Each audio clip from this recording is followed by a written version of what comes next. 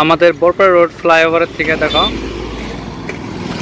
একদম ভুটানের পাহাড় পুরো ক্লিয়ার দেখা যাইতেছে। কি ভিউ রে ভাই, এই পাহাড় দেখো।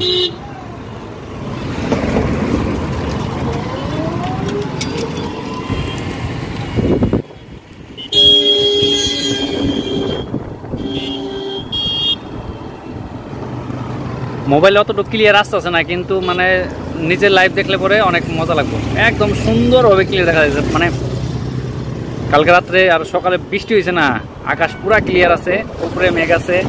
ও ভাই অসম অসম অসম, অনেক সুন্দর লাগতেছে অনেক।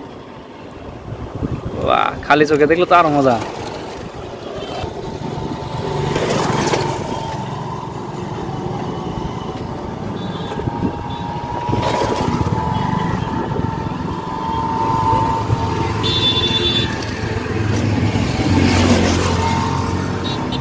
কি সুন্দর দৃশ্য রে ভাই।